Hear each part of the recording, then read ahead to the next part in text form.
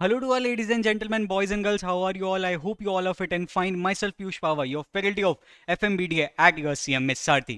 My dear students, CMS Sarthi के YouTube channel पे बहुत ज़बरदस्त सीरीज चल रही है जिसका नाम है विजय धनुष फ्री सीरीज, जिसमें हम आपके सब्जेक्ट्स को फ्री में पूरा डिटेल्ड तरीके से कवर कराने वाले हैं। एंड इसी में एफएमबीडीए के आपका 2 लेक्चर अभी तक कंप्लीट कर दिए गए हैं, जिसमें हमने सबसे पहला पढ़ा था time value of money and दूसरा हमने किया था कॉस्ट ऑफ कैपिटल।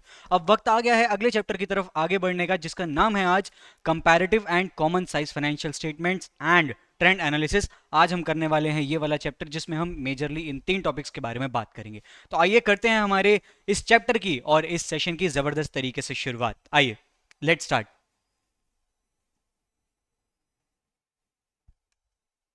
हमारे चैप्टर का नाम है माय डियर स्टूडेंट्स क्या, comparative common size financial statements and trend analysis, जो कि आपको कराने वाला है यही व्यक्ति। हाँ, यही व्यक्ति आपको कराने वाला है, यानी कि यही व्यक्ति कराने वाला है। तो आइए करते हैं जबरदस्त तरीके से इसकी शुरुआत। बट इस चैप्टर को हमने करने से पहले कुछ बेसिक बेसिक सी बातें समझ के चलनी होंगी माय डियर स्टूडेंट्स। सबसे पहली चीज हमें बात यह करनी है कि हमारा फाइनेंशियल एनालिसिस क्या होता है। किसकी बात हमें करनी है माय डियर स्टूडेंट्स, कि फाइनेंशियल एनालिसिस क्या होता है, जिसके बारे में हम बात करें। तो देखो, सबसे पहली चीज फाइनेंशियल एनालिसिस को अगर हम तोड़ें तो इसका मतलब ये बनता है collection of financial data and information, collection of financial data and information which is used, come on, which is used to analyze and interpret results for the users of financial information। come on, आओ यहां पे इसे लिख लिख के करते हैं। Financial analysis का मतलब क्या होता है, collection and presentation of financial information which is used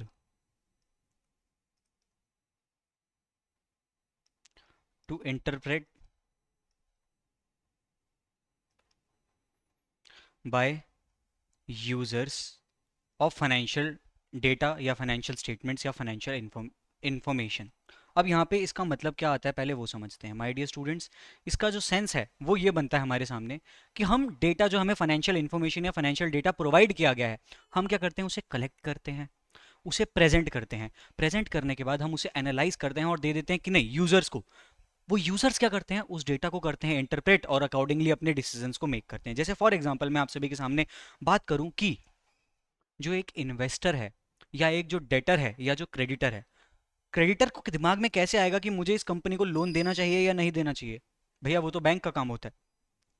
creditor के दिमाग में ये बात कैसे आएगी कि मुझे इस कंपनी को डेट में सामान देना है या नहीं देना है, क्या मैं इसे क्रेडिट में सामान दे सकता हूँ या नहीं दे सकता हूँ, क्या मुझे अपना क्रेडिट पीरियड इस कंपनी के लिए रखना चाहिए। वो सारी चीज़ें कौन डिसाइड करता है? क्रेडिटर डिसाइड करता है। एंड क्रेडिटर भी तो आपका यूजर ऑफ फाइनेंशियल इन्फॉर्मेशन है। बात अगर हम करते हैं किसकी, आपके शेयर होल्डर्स की, जो कि हमारे प्रोस्पेक्टिव इन्वेस्टर हैं। प्रोस्पेक्टिव इन्वेस्टर क्या होते हैं? वो लोग जो फ्यूचर में इन्वेस्ट करने के चांसेस रखते हैं। तो क्या जो हमारे प्रोस्पेक्टिव इन्वेस्टर्स हैं वो नहीं देखेंगे ये स्टेटमेंट्स, वो नहीं हमारे यूज क्या कहते हैं, एंड वो नहीं देखेंगे हमारे इन्फॉर्मेशन, वो नहीं देखेंगे फाइनेंशियल डेटा, वो नहीं करेंगे एनालाइज? डेफिनेटली करेंगे। एनालाइज करने के बाद वो क्या डिसीजन लेंगे? वो ये डिसीजन लेंगे कि क्या इस कंपनी में मुझे पैसा इन्वेस्ट करना चाहिए या नहीं करना चाहिए। इसी तरीके से अलग अलग यूजर्स अलग अलग तरीके से अपने जो भी फाइनेंशियल इन्फॉर्मेशन उन्हें मिलेगी उसे एनालाइज करके इंटरप्रेट करेंगे एंड अकॉर्डिंगली अपने डिसीजंस को फॉर्म करेंगे। तो आ जाइए, ये थी जो फाइनेंशियल एनालिसिस के बारे में बेसिक बेसिक सी बातें। अब हम पढ़ते हैं इसे पूरा बिल्कुल अंदर तक घुस के। आ जाओ समझ के चलते हैं यहाँ से। Financial analysis means proper arrangement of financial data and methodological classification of data given in financial statements and regrouped into their distinct and different component part। कह रहा है आपसे कि फाइनेंशियल एनालिसिस का मतलब ये होता है कि आप एक प्रॉपर अरेंजमेंट कर रहे हो किसका, फाइनेंशियल डेटा का, एंड उसे प्रॉपरली एक मेथड के थ्रू क्लासिफाई कर रहे हो। किसमें? जो आपके फाइनेंशियल स्टेटमेंट की इंफॉर्मेशन को किसमें कर रहे हो, क्लासिफाई कर रहे हो और उसे रीग्रुप कर रहे हो according to the components required. According to the components required. भैया ये कंपोनेंट्स रिक्वायर्ड, रुक जाओ, धीरे धीरे चीजें अपने आप खुलते जाएंगे, धीरे धीरे पत्ते खोलेंगे हम, अपने आप चीजें क्लियर होती जाएंगी।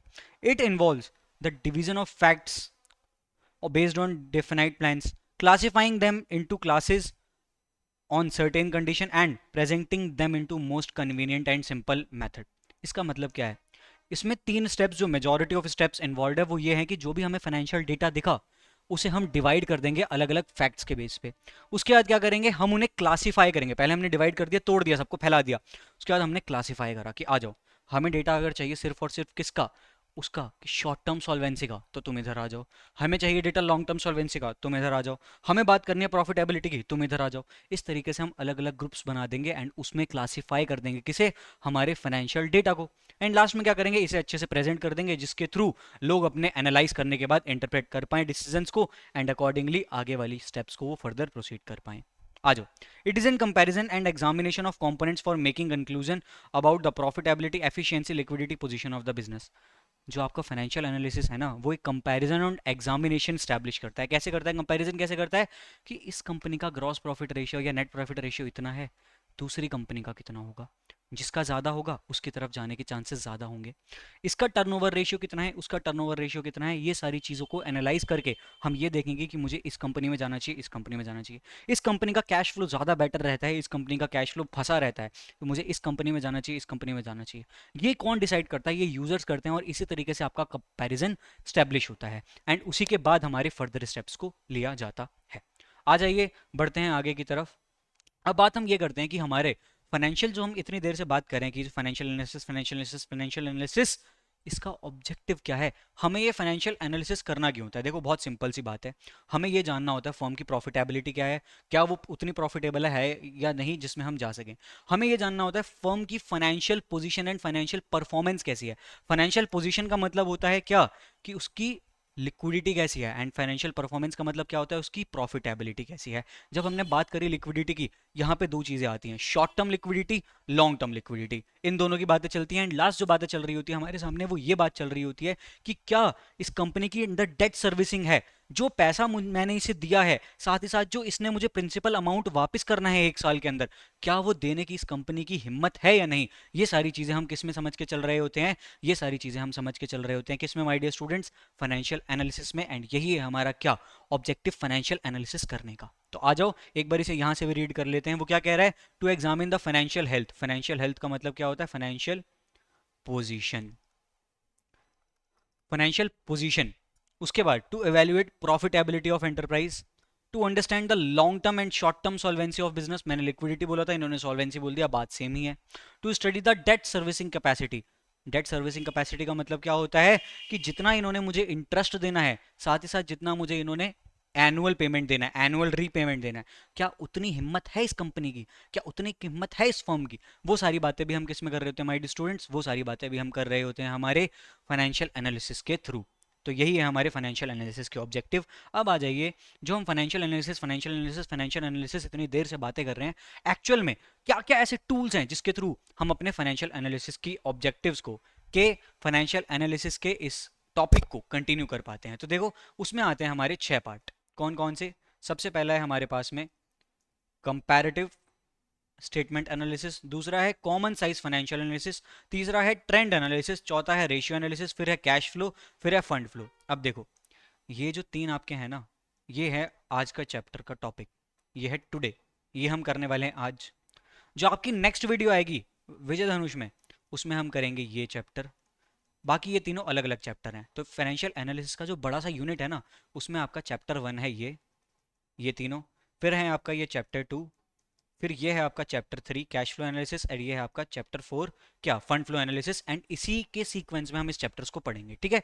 आज हम क्या कर रहे हैं, हमारा ये वाला चैप्टर कर रहे हैं टॉपिक, जिसमें हम comparative common size and trend analysis करेंगे। उसके बाद अगले जब हम लेक्चर में आएंगे उसमें हम रेशियो एनालिसिस की बातें कर रहे होंगे, एंड देन हम करेंगे कैश फ्लो, एंड देन हम करेंगे फंड फ्लो। इसके बाद हम जाएंगे आगे के चैप्टर्स की तरफ, ठीक है। ये बात समझ में आ गई, हाँ भैया आ गई। अगर आ गई है ये बात समझ में, तो चलिए अब हम करते हैं क्या, हमारे आज के इस पर्टिकुलर टॉपिक की शुरुआत, जिसमें हमें क्या करना है माय डियर स्टूडेंट्स, जिसमें हमें ये 3 चीजें, मेजॉरिटी ऑफ चीजें हमें कवर करके चलनी है। तो जरा देख लीजिए ये टॉपिक्स हमारे क्या हैं एक बार के लिए। चलिए ये हैं आप सभी के टॉपिक जिन्हें हम अभी कवर करने वाले हैं। Okay okay okay okay okay, चलिए आ जाइए, बढ़ते हैं अब हम आगे की तरफ और हमारे कंपैरेटिव फाइनेंशियल एनालिसिस को कर देते हैं शुरुआत। किसको करते हैं, कंपैरेटिव फाइनेंशियल एनालिसिस की कर देते हैं शुरुआत। एंड माय डियर स्टूडेंट्स, इसमें मैं आपको बता देता हूं कंपैरेटिव फाइनेंशियल एनालिसिस में एक्चुअल में होता क्या है। किसकी बात कर रहे हैं हम, फाइनेंशियल एनालिसिस में, सॉरी, कंपैरेटिव फाइनेंशियल एनालिसिस में होता क्या है, तो मैं बताता हूँ। हम सबसे पहले क्या डिसाइड करते हैं पता है क्या? हम सबसे पहले ये डिसाइड करते हैं कि जो हम बात कर रहे हैं कंपनी की, उसके 2 ईयर्स लेते हैं हम, उस 2 ईयर्स के फाइनेंशियल स्टेटमेंट्स को उठाते हैं और उसे रिकास्ट कर देते हैं। ठीक है भैया, कर दिया। उसके बाद हम डिफरेंस कैलकुलेट करते हैं कि पिछले साल कितना था, इस साल कितना है, और अब चेंज कितना आया, अब चेंज कितना आया। फिर जो हमने चेंज निकाला, उस चेंज का परसेंटेज निकाल देते हैं कि कितना परसेंट चेंज है। पहले हमने चेंज निकाला एब्सोल्यूट टर्म्स में कि नंबर्स में कितना चेंज है, फिर हम निकालते हैं क्या, परसेंटेज में कितना चेंज है। भैया ये बातें समझ में नहीं आई, अभी आएंगी, क्वेश्चन के थ्रू इसे लेकर चलूंगा एंड हमारी सारी की सारी बातें क्लियर हो जाएंगी। आइए इस बेगर इसे पढ़ लेते हैं एंड उसके पढ़ने के बाद हम इसका एक करेंगे एक जबरदस्त तरीके से क्वेश्चन। ठीक है, आओ। If the financial statement is recasted, recasted मतलब हम दोबारा फाइनेंशियल जो हमारी स्टेटमेंट है उसकी उसकी क्या कहते हैं, सभी के सभी टर्म्स को लिख रहे हैं, नंबर्स को पुट कर रहे हैं, उसे रिकास्ट कर रहे हैं हम, for comparing all the elements of financial condition from year to year in absolute term as well as percentage, then recasted statement is called comparative financial statement। ये कह रहा है कि जब आप एक फाइनेंशियल स्टेटमेंट को रिकास्ट कर रहे हो, सारे के सारे एलिमेंट उठाकर डाल रहे हो किसमें, हमारे फाइनेंशियल स्टेटमेंट्स के, किसमें, इस नई स्टेटमेंट में, और फिर क्या कर रहे हो, हम ये बता रहे हो कि कितना चेंज आया एब्सोल्यूट टर्म्स में भी और परसेंटेज में भी। जब आप ये एब्सोल्यूट और परसेंटेज का चेंज निकाल रहे हो किसमें, हमारी इस स्टेटमेंट में जहां पे आपने ये रिकास्ट किया था, तो इस पूरी स्टेटमेंट को हम क्या कहेंगे, कंपैरेटिव फाइनेंशियल स्टेटमेंट कहेंगे। कम ऑन, मेरे साथ बोलेंगे, इसे हम क्या कहेंगे, कंपैरेटिव फाइनेंशियल स्टेटमेंट कहेंगे। आ जाओ। This statement is design to provide time view of various elements of financial statement. ये कह रहा है कि जो हमारी क्या फाइनेंशियल स्टेटमेंट है ना, उसका हम टाइम व्यू लेते हैं। पिछले साल कितना था, इस साल कितना है, इस साल चेंज कितना हुआ पिछले साल से, एब्सोल्यूट टर्म्स में भी और परसेंटेज टर्म्स में भी। ये सारी चीजें हमें कौन बताता है, हमारा कंपैरेटिव फाइनेंशियल स्टेटमेंट बताता है। आ जाइए, ये स्टेटमेंट बनाते कैसे हैं, यहां से पढ़ने की जगह हम सीधा सीधा क्या करने वाले हैं, इसका क्वेश्चन करते हैं, क्योंकि ये भी वही बता रहा है। ये भी क्या मतलब, ये पीपीटी मैंने ही बनाई है, जो कि इंस्टीट्यूट के मॉड्यूल से थियोरी उठाकर हमने लिखी है, वही चीज़ें हैं। ये जो बताने वाला है उससे बेहतर है हम आ जाइए सीधे सीधे तरीके से इसका एक क्वेश्चन सॉल्व कर लेते हैं और आगे बढ़ लेते हैं। आ जाइए, कह रहा है क्वेश्चन, क्या कह रहा है हमसे, क्वेश्चन कहता है कि prepare a comparative income statement on the performance and comment on the performance of the company from following income statements of A limited for the years 31 March 2021 and 31 मार्च 2022। आ जाइए, इसे करते हैं सॉल्व। उसे करने का तरीका क्या है, आ जाओ मैं बताता हूँ किस तरीके से इस क्वेश्चन को हमें प्रोसीड करना है। सबसे पहले लिखिए यहाँ पर पर्टिकुलर्स,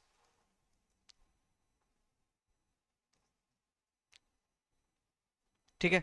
पर्टिकुलर्स के बाद यहाँ पे लिखिए पहली डेट 31 मार्च 2021, और इसे रिप्रेजेंट करेंगे हम ए से। किससे रिप्रेजेंट करेंगे, ए से। नेक्स्ट डेट लिखिए 31 मार्च 2022, जिसे हम रिप्रेजेंट करेंगे बी से। कम ऑन, इसे हम किससे रिप्रेजेंट करेंगे, बी से। जितना बोल रहा हूँ बस उतना समझो, मुझे पता है कई जगह पे यहाँ पे ए और बी वाला कॉन्सेप्ट नहीं होता, बट प्लीज ट्रस्ट मी, आपका आंसर एकदम फाइनल मैच करेगा, वो करना चाहिए। फिर यहाँ पे लिखो चेंज इन एब्सोल्यूट टर्म्स, कितना चेंज आया है, जो कि हम रिप्रेजेंट करेंगे सी से। और ये निकलेगा कैसे, बी माइनस ए। इस साल कितना है, पिछले साल कितना था, तो कितना चेंज आया है वो हम निकालेंगे यहाँ से। उसके बाद नेक्स्ट हेडिंग जो हमारी डलेगी वो बनेगी परसेंटेज चेंज की, परसेंटेज चेंज। वो कैसे निकलेगा, सी बाय ए इंटू 100। चेंज कितना आया, पहले कितना था, पिछले साल कितना था, कितना चेंज आया उसका परसेंटेज निकाल लेंगे।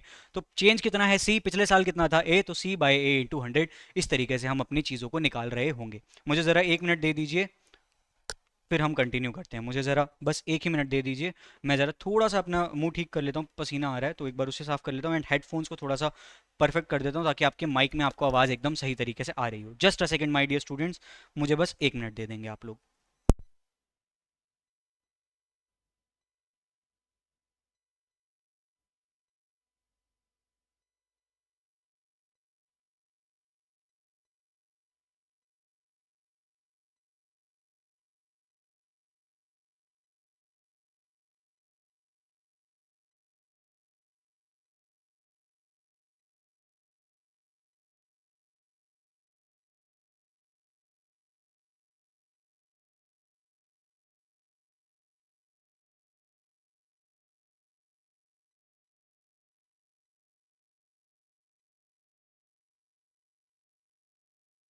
चलिए चलिए चलिए, आ गया मैं आप सभी के सामने।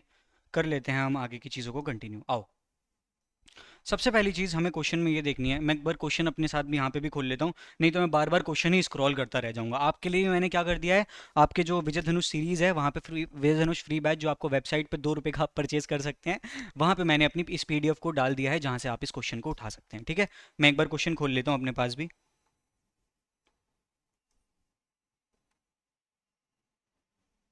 चलिए, आ जाइए। क्वेश्चन यही है हमारा, हाँ यही है। तो सबसे पहले हमारी हेडिंग क्या आएगी यहाँ पर, नेट सेल्स की, नेट सेल्स। ठीक है, नेट सेल्स पिछले साल कितनी थी, 1,70,000 की। भैया आप कहाँ से देख रहे हो, मैंने क्वेश्चन खोल रखा है वहाँ से देख रहा हूँ, आप लोग यहाँ से देख सकते हो। देखो, ये 1,70,000, 1,90,400, चलो यहीं से करते जाएंगे यार, छोड़ो, नहीं तो तुम्हें दिक्कत होगी ना। 1,90,400। फिर नेक्स्ट है हमारे पास में क्या, देखो नेक्स्ट है हमारे पास में COGS, less COGS, less COGS यानी कॉस्ट ऑफ गुड सोल्ड। वो कितना है, वो है 1,05,000 और 1,20,000। 1,05,000, 1,20,000। उसके बाद आ जाओ नेक्स्ट पे, वो क्या है, ग्रॉस प्रॉफिट। क्या है हमारा, GP। ग्रॉस प्रॉफिट कितना है यहाँ पे, 65,000। कैसे पता भैया, माइनस करो ना यार। और ये कितना हो जाएगा, 70,400। ठीक है, आ जाओ नेक्स्ट। नेक्स्ट है अपने पास में एडमिनिस्ट्रेटिव एक्सपेंसेस। क्या है हमारे पास में, एडमिनिस्ट्रेटिव एक्सपेंसेस, एडमिन एक्सपेंसेस। एक काम करो, इसे ए से डिनोट कर दो, इसे स्मॉल बी से डिनोट कर दो, इसे स्मॉल सी से डिनोट कर दो। अब आ जाओ स्मॉल डी पे। वो क्या है हमारे, एडमिन एक्सपेंसेस, एडमिनिस्ट्रेटिव एक्सपेंसेस। वो कितने बन रहे हैं माय डियर स्टूडेंट्स आपके, वो बन रहे हैं आपके 13,200 और 14,926। 13,200 और 14,960। हाँ मैं 26 क्यों पढ़ रहा था, 13,200 और 14,960। पता नहीं कौन सा 26 दिमाग में चल रहा है मेरे। आ जाओ नेक्स्ट। नेक्स्ट है आपका ई पार्ट, वो क्या है, आओ देखें। नेक्स्ट है आपका सेलिंग एक्सपेंसेस। सेलिंग एक्सपेंसेस में क्या क्या है आपके, administrative and other selling expenses. तो आ जाओ इसे कर दो, एडवर्टीजमेंट एक्सपेंसेस। फिर हैं आपके other selling expenses, right, F, other selling expenses. तो आपके एडवर्टीजमेंट एक्सपेंसेस कितने आ रहे हैं माय डियर स्टूडेंट्स, आपके एडवर्टीजमेंट एक्सपेंसेस हैं 3,000 और 4,000। और ये हैं आपके 3,000, ओ हो 4,000। एक मिनट रुकिएगा, लाइट का कुछ इशू हो गया है, मैं ज़रा एक सेकंड में लाइट को ठीक कर देता हूँ।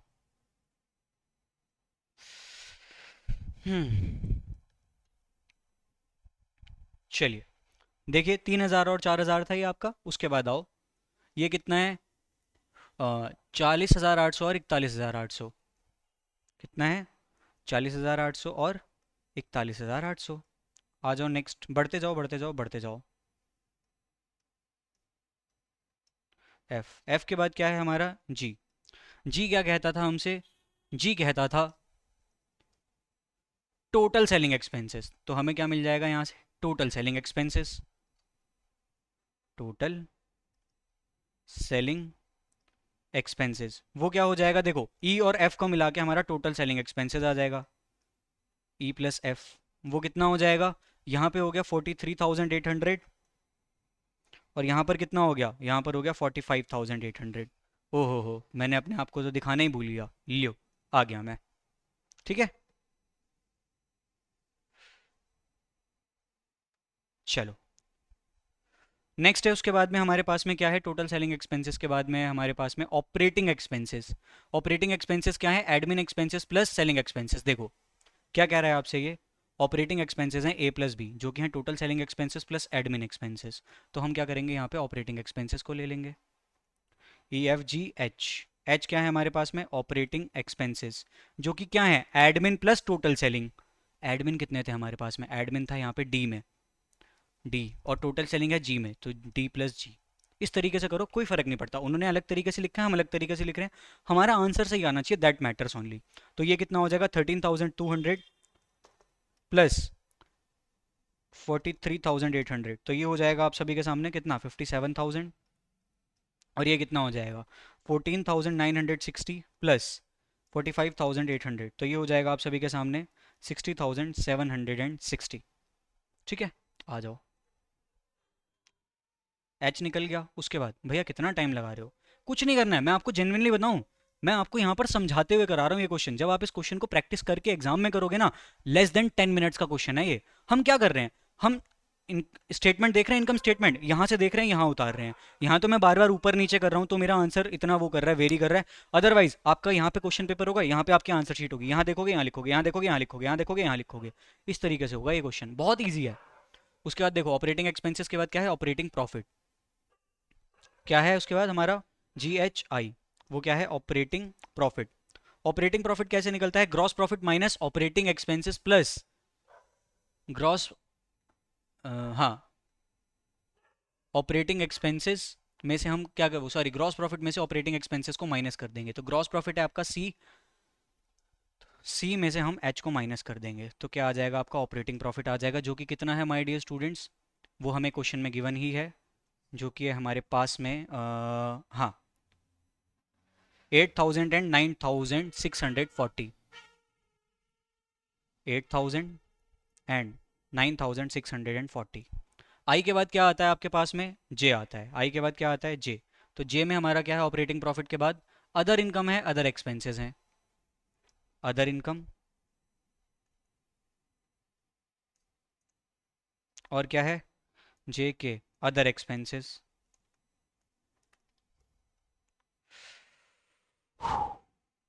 ठीक है, उसके बाद आओ नेक्स्ट, अदर इनकम कितनी है हमारी, 64,000, ओ सॉरी 6,400 एंड 9,200, 6,400 एंड 9,200।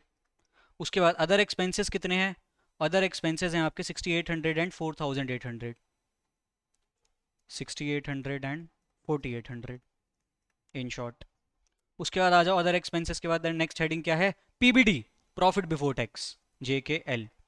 क्या है, प्रॉफिट बिफोर टैक्स। अब ध्यान दो, profit before tax, operating profit में से आप माइनस कर दो क्या, आई, माइनस अदर एक्सपेंसेस के, उसमें ऐड कर दो क्या, अदर इनकम, जी।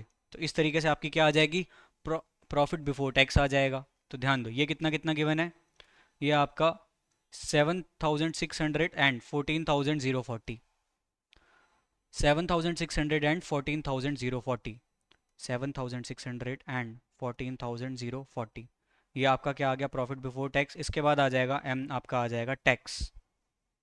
उसके बाद आपका क्या आ जाएगा, टैक्स आ जाएगा। टैक्स कितना है, 3,800 एंड 6,200, 3,800 एंड 6,200। उसके बाद आपका आ जाएगा क्या, लास्ट एन, पैट, यानी प्रॉफिट आफ्टर टैक्स, जो कि प्रॉफिट बिफोर टैक्स में से टैक्स को माइनस करोगे, यानी एल माइनस एम करोगे तो मिल जाएगा। तो ये कितना आ गया, ये आ गया 3,800, एंड ये आ गया आपका, ये आ गया आपका 7,840, ये आ गया आपका 7,840। अब बस हमने सारी फिगर्स को मैच कर लिया। यहाँ पे मुझे टाइम लग रहा है क्योंकि मैं ऊपर नीचे कर रहा हूँ, आपको साथ साथ एक्सप्लेन कर रहा हूँ। एग्जाम में ट्रस्ट मी, आप यहाँ से देखोगे यहाँ उतारोगे, विद इन 10 मिनट्स का क्वेश्चन है ये, विद इन 10 मिनट्स का क्वेश्चन। अभी आ जाओ, अब शुरू करते हैं इस क्वेश्चन की एक्चुअल बातें। तो देखो चेंज कितना हो रहा है, सी, बी माइनस ए, बी क्या है, ये ए है ये, तो इसमें चेंज कितना आ रहा है, देखो 19,04,00 माइनस 1,70,000 कितना होता है, 20,400। ये कितना होता है, 15,000। ये कितना हो जाएगा, 5,400। माइनस करना है ना, बी माइनस ए, तो यानी ये वाले कॉलम में से, ये वाले कॉलम में से आपको ये वाला कॉलम माइनस करना है, तो आपका आंसर आएगा। ठीक है, आओ अब क्या करना है आपको, 14,960, 14,960 माइनस 13,200 कितना हो गया, 1,760। उसके बाद 4,000 माइनस 3,000, 1,000, यहाँ पर भी 1,000, यहाँ पर 2,000। चेंज करना है हमें, कुछ नहीं करना है, इसमें से इसको माइनस करना है, तो बहुत इजी है ना वो तो। उसके बाद आ जाओ नेक्स्ट, 3,760। नेक्स्ट क्या है, हाँ एक चीज़ यहाँ पर रह गई मेरे से, गलती हो गई, साइंस। देखो यहाँ पर ये बढ़ रहा है, यहाँ पर भी ये बढ़ रहा है, यहाँ पर ये बढ़ रहा है, तो प्लस का साइन आएगा। कम हो रहा होता तो नेगेटिव का साइन होता। ये भी बढ़ रहा है, देखो ना, यहाँ पे पहले इतना था अब इतना है, बढ़ा, तो इसलिए प्लस का साइन आएगा। चेंज, चेंज पॉजिटिव है, अभी भी चेंज पॉजिटिव है, अभी भी चेंज पॉजिटिव है, यहाँ पर भी चेंज पॉजिटिव है। उसके बाद यहाँ पर भी चेंज क्या है, पॉजिटिव है, और कितना पॉजिटिव है, 2800 का पॉजिटिव है। यहाँ पर चेंज नेगेटिव हो गया, कितना, 2000। कैसे, कैलकुलेटर पे 4800 माइनस 6800 करो, माइनस 2000 आपको कैलकुलेटर पे दिखेगा, देखो। दिख गया, हाँ दिख गया, चलो यही दिखाना था मुझे। ठीक है, परफेक्ट है। आ जाओ, नेक्स्ट है आपका 14040 माइनस 7600, कितना होता है, 6440 प्लस का। उसके बाद आ जाओ नेक्स्ट, 6200 माइनस 3800, 2400 हो जाएगा, प्लस का 2400। ये कितना हो जाएगा प्लस का, 7840 माइनस 3800, ये कितना हो गया, 4040 प्लस का। अब क्या करना है, बहुत ही सिंपल, अब चीज़ें बहुत ही सिंपल हैं आगे। सी हमने निकाल लिया, ए हमारे पास है, अब क्या करना है, C by A into 100, C by A into 100। तो आ जाओ, 20,400 डिवाइडेड बाय 1,70,000 इंटू 100, कितना हो गया, ये हो गया 12%। उसके बाद आ जाओ नेक्स्ट पे, 15,000 डिवाइडेड बाय 10, वो sorry 15,000 divided by 1,05,000 into 100, 15,000 divided by 1,05,000 into 100, कितना हो गया, ये हो गया आप सभी के सामने 14.29%। नेक्स्ट है 5,400 divided by 65,000, 5,400 divided by 65,000 into 100, ये कितना हो गया आप सभी के सामने 8.31%। ठीक है, उसके बाद आ जाओ नेक्स्ट पे, 1760 divided by 13,200 into 100, 1760 1760 divided by 13,200, 13 into 100, कितना हो गया आप सभी के सामने 13.33%। उसके बाद देखो 1000 divided by 3000, 1000 divided by 3000 into 100, तो ये हो गया 33.33%। उसके बाद देखो 1000 divided by 40,800, 1000 divided by 40,800 into 100, ये कितना हो गया आप सभी के सामने 2.45%। कैलकुलेटर पे करते जाओ, आंसर निकालते जाओ। फिर 2000 divided by 43,800, 2000 divided by 43,800 into 100, ये कितना हो गया आप सभी के सामने, ये हो गया 4.57%। कितना हो गया 4.57%। एक मिनट रुकिएगा, चलिए आगे आ जाइए। 3760 divided by 57,000, 3760 divided by 57,000 into 100, ये कितना हो गया, ये हो गया 6.59%। उसके बाद आ जाओ 1640 divided by 8000, 1640 divided by 8000 into 100, ये कितना हो गया 20.5%। उसके बाद 2800 divided by 6400, 2800 divided by 6400 into 100, ये कितना हो गया 43.75%। उसके बाद आ जाओ नेक्स्ट पे, ये कितना है माइनस का 2000, तो 2000 डिवाइडेड बाय 6800 इंटू 100, कितना हो जाएगा ये माइनस का 29.41%।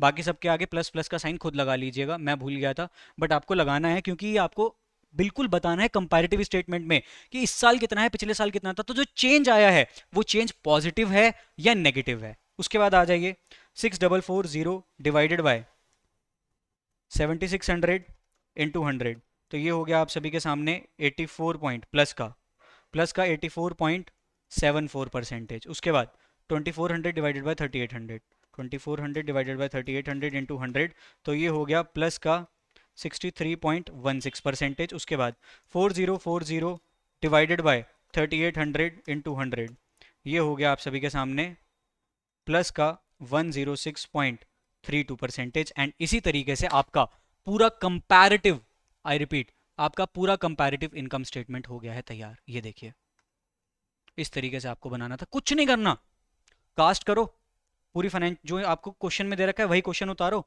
चेंज निकालो, परसेंटेज निकालो, बहुत इजी, लिटरली 12 मिनट से पहले पहले ये क्वेश्चन आप कर सकते हो एग्जाम में। और ये क्वेश्चन पता है कितने मार्क्स का आएगा, मिनिमम 6 मार्क्स का। और आप इसे यूं कर लोगे, यूं 6 मार्क्स आपके ऐसे मुट्ठी में। कुछ नहीं करना यार, सिंपल, बस कैलकुलेटर का यूज करना है, कुछ दिमाग लगाना ही नहीं है, कुछ ज़्यादा दिमाग लगाना ही नहीं, कैलकुलेटर का यूज और नंबर्स उतारने हैं बस, इससे ज़्यादा एक चीज़ नहीं करनी है हमें इस क्वेश्चन में। तो ये हो गया हमारा क्या, कंपैरेटिव, कम ऑन, ये हमारा क्या हो गया माय डियर स्टूडेंट्स, ये हो गया हमारा कंपैरेटिव स्टेटमेंट जो कि हम इस क्वेश्चन में बना रहे थे। क्या, कंपैरेटिव इनकम स्टेटमेंट। अब आ जाइए अगले स्टेटमेंट की तरफ, जो कि हम बनाएंगे क्या, कंपैरेटिव बैलेंस शीट। क्या बनाएंगे? Comparative balance sheet. बट उससे पहले आपको देना पड़ेगा अपने भैया को 1 मिनट का छोटा सा ब्रेक, जिसमें आपके भैया लेंगे पानी, करेंगे पानी का सेवन। हाँ, मैं पानी का ही करता हूँ और किसी चीज़ का नहीं करता, देख लो। तो चलो, तब तक के लिए आप देखो, यहाँ पर आपके भैया अभी आ रहे हैं। तब तक आप क्वेश्चन को रीड करो, कम ऑन एवरीवन, क्वेश्चन को अच्छे से रीड करेंगे, तब तक के लिए मैं आ रहा हूँ बस अभी।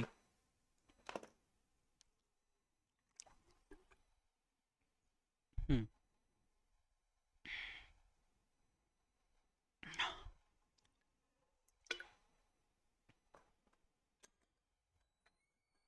क्वेश्चन रीड करिए, क्वेश्चन रीड करिए। ओके, चलिए, आ गया हूं मैं आप सभी के सामने दोबारा से। तो चलिए करते हैं इसकी शुरुआत। क्या कह रहा है आपसे यहाँ पर? आपको बनाना है क्या? कंपैरेटिव बैलेंस शीट बनानी है और स्टडी करनी है फाइनेंशियल पोजीशन महाराजा लिमिटेड की। तो कुछ नहीं करना, हमें सिंपल टर्म्स में क्या बनाना है? कंपैरेटिव स्टेटमेंट बनानी है, किसकी? महाराजा लिमिटेड की। जैसे अभी बना के आए हैं वही करना है, कुछ और नहीं करना। बट यहाँ पे इनकम की जगह क्या है? हमारा बैलेंस शीट है। तो आ जाओ, बनाते हैं इस क्वेश्चन को, आगे सॉल्व करते हैं और ख़त्म करते हैं उसके बाद। आ जाओ, ऊपर स्टेटमेंट वो डालो, comparative financial statement of Maharaja limited. ये आपकी क्या आएगी? ऊपर हेडिंग आएगी। ये प्रीवियस वाले में डालना भूल गया था हेडिंग, आप अपने पार्ट से डाल लीजिएगा प्लीज़। आ जाओ, आप करते हैं यहाँ पर हम इसे सॉल्व। चलो,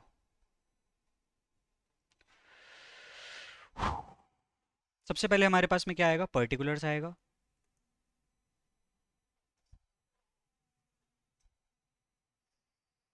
उसके बाद यहाँ पर आएगा फर्स्ट ईयर का अमाउंट। फर्स्ट ईयर कौन सा है आपका? 31 मार्च 21, 31 मार्च 22। तो ये हो गया आपका 31 मार्च 2021, जिसे हम ए कहेंगे। उसके बाद आएगा आपका क्या? 31 मार्च 2022, जिसे हम बी कहेंगे। उसके बाद आएगा आपका change in amount. Change in को ऐसे लिखते हैं हम, चेंज इन अमाउंट, जो कि होता है आपका सी, जिसे हम निकालते हैं बी माइनस ए से।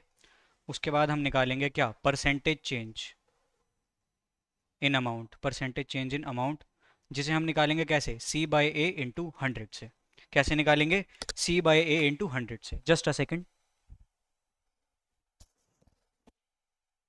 चलिए कैसे निकलेगा ये? सी बाई ए इंटू 100 की तरफ से। तो आ जाइए फटाफट से, हम क्या करते हैं, इस क्वेश्चन को प्रोसीड करते हैं एंड अपने आंसर्स को निकालते हैं। तो सबसे पहले हमारे पास में क्या गिवन है इन्फॉर्मेशन? सबसे पहले हमारे पास इन्फॉर्मेशन गिवन है किसकी? कैश एंड बैंक बैलेंस की। तो आ जाओ, ये यहाँ से करते हैं शुरुआत। कैश एंड बैंक है 23,600 एंड 2,000 है। कैश एंड बैंक, आ जाओ। कैश, यहाँ पे लिख लो इसे A, small A. Cash and bank balance, जो कि कितना है माय डियर स्टूडेंट्स? 23,600 एंड 2,000। उसके बाद नेक्स्ट आ जाओ। नेक्स्ट है आपका डेटर्स, 41,800 एंड 38,000। 41,800 एंड 38,000 किसका अमाउंट है? आपका डेटर्स का। आ जाओ नेक्स्ट। नेक्स्ट क्या है आपका? इन्वेंट्री, 32,000 26,000। 32,000 एंड 26,000 किसका अमाउंट है? आपका इन्वेंट्री का।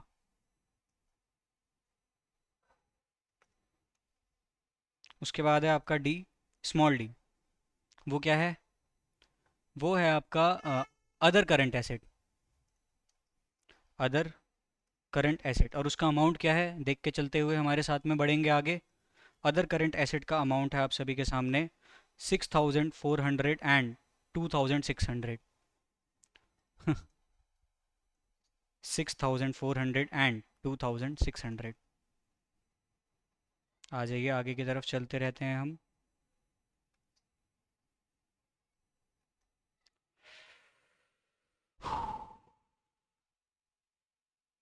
चलिए, उसके बाद क्या है हमारा ई, जो कि क्या है? Total current asset. वो कैसे निकलेगा? A plus B plus C plus D, इस तरीके से आपका टोटल करंट एसेट निकलेंगे। तो इनका सम अगर हम देख लेते हैं टोटल करंट एसेट का, वो क्या है my dear students?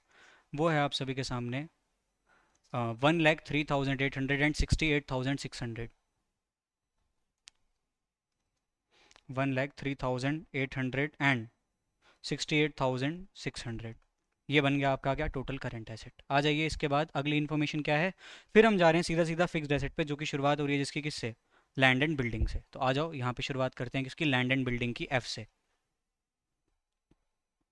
What the fixed assets, F से कर रहे हैं शुरुआत।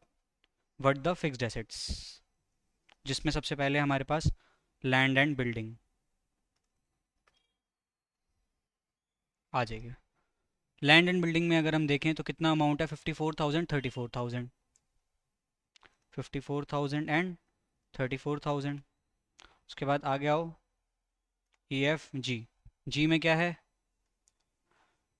Plant and machinery. तो आपका प्लांट एंड मशीनरी है इधर, जिसका अमाउंट आपको दे रखा है माय डियर स्टूडेंट्स, आपको अमाउंट दे रखा है 62,000 एंड 1,57,200। ओहो, क्या है, 62,000 and 1,57,200। A F G H, H क्या है आपका, एफ एच है आपका फर्नीचर। क्या है आपका, फर्नीचर। फर्नीचर को क्या करेंगे आप माय डियर स्टूडेंट्स, यहाँ पर इसका अमाउंट लिखेंगे फर्नीचर का, जो कि कितना है, 5,800 एंड 9,600, 5,800 एंड 9,600। उसके बाद आ जाओ आगे, ई एफ जी एच, फिर आ जाओ आई पे। आई क्या है माय डियर स्टूडेंट्स, आई है आपका फर्नीचर के बाद देखो इसका टोटल फिक्स्ड एसेट्स हो गया है, राइट। क्या हो गया है, टोटल फिक्स्ड एसेट, इनका सम निकालने को कहा गया है हमसे। तो आ जाओ हम वही करेंगे, टोटल फिक्स्ड एसेट लिख लेंगे यहाँ पर। आ जाओ, टोटल फिक्स्ड एसेट, जो कि क्या हो जाएंगे, एफ प्लस जी प्लस एच, इस तरीके से आपके टोटल फिक्स्ड एसेट निकलेंगे। तो इनका सम कितना हो रहा है, आ जाओ देख लो। इनका सम है आपका टोटल फिक्स्ड एसेट का 121,800 एंड 2,0800, 121,800 एंड 2,0800। ये आपका क्या हो गया, ये आपका हो गया my dear students total fixed asset. इसके बाद देखो आई के बाद आ जाएगा जे, क्या है आपका, टोटल एसेट्स। टोटल एसेट्स क्या होते हैं, करंट एसेट प्लस, नहीं नहीं नहीं नहीं नहीं, अभी रुक जाओ, क्वेश्चन में एक और चीज़ गिवन है, वो क्या है, लॉन्ग टर्म इन्वेस्टमेंट। तो आपका जे क्या आ जाएगा यहाँ पर, लॉन्ग टर्म इन्वेस्टमेंट। हो ताऊ जी चल जाओ, जे हो जाएगा आपका long term investment, long term investment. Long term investment देखो फटाक से, जल्दी जल्दी जल्दी जल्दी, लॉन्ग टर्म इन्वेस्टमेंट है 9,200, 11,800, 9,200 एंड 11,800। जे के बाद क्या है, के है आपका टोटल एसेट्स। वो क्या है, current asset plus fixed assets plus long term investment. तो देखो करंट एसेट कहाँ था, करंट एसेट था ई में, फिक्स्ड एसेट कहाँ है, आई में, उसके बाद जे में है आपकी लॉन्ग टर्म इन्वेस्टमेंट। तो आ जाओ इन सबको ऐड करके, आपको ऑलरेडी गिवन है क्वेश्चन में, कहाँ पे है आपका टोटल एसेट्स, टोटल एसेट्स हैं यहाँ पर, वो है 234,800, 281,200, 234,800, 281,200। क्या यही आ रहा है, जी हाँ यही आ रहा है, मैंने अपने पार्ट से चेक भी कर लिया है। उसके बाद आ जाओ आगे की तरफ।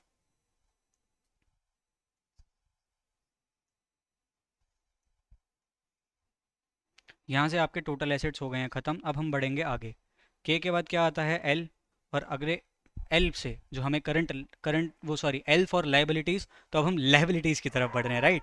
लाइबिलिटीज़ में सबसे पहले क्या है हमारे पास में, करंट लाइबिलिटी है। तो यहाँ पे हमें क्वेश्चन ने खुद ही कह दिया करंट लाइबिलिटीज़ का टोटल है 52,400 एंड 25,400। कहाँ गया, ये रहा 25,400, 52,400 एंड 25,400, 52,400 एंड 25,400। ये क्या है आपकी करंट लायबिलिटीज़ हैं, क्या है, करंट लायबिलिटीज़ हैं, ठीक है। आ जाओ आगे की तरफ। उसके बाद क्या दे रखा है हमें, लॉन्ग टर्म डेट दे रखा है। क्या दे रखा है, एल एम, एम फॉर क्या है, लॉन्ग टर्म डेट। आ जाओ, लॉन्ग टर्म डेट कितना है हमारा, ये है 40,000 एंड 65,000। कितना है, 40,000 एंड 65,000, ठीक है। आ जाओ नेक्स्ट, आगे बढ़ते हैं अब हम। एम के बाद क्या आता है, एन आता है। क्या आता है, एन आता है। तो देखो वो कितना है, लॉन्ग टर्म डेट के बाद हम जा रहे हैं इक्विटीज में, किस में, ओनर्स इक्विटी में। देखो कहाँ गए, अरे पेन कहाँ गया ताऊ, ये रहा, ये देखो अब हम किस में जा रहे हैं, अरे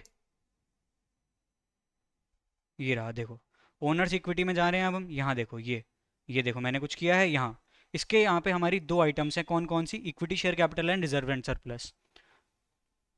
क्या है, एन पे है आपकी इक्विटी शेयर कैपिटल, और ओ है आपकी क्या, रिजर्व एंड सरप्लस। तो पी क्या है आपका, ओनर्स इक्विटी, ओनर्स फंड, जिसे हम शेयर होल्डर फंड भी कहते हैं, वो क्या हो जाएगा, equity plus reserve and surplus यानी एन प्लस ओ। आ जाओ इसे भर लेते हैं फटाक से। ये कितना हो जाएगा, ये हो जाएगा आपका 80,000 एंड 1,20,000। कितना, 80,000 एंड 1,20,000, फटाक से 80,000 1,20,000। उसके बाद नेक्स्ट आ जाओ रिजर्व एंड सरप्लस पे, वो कितना है माय डियर स्टूडेंट्स, वो है आपका 62,400 एंड 7,800।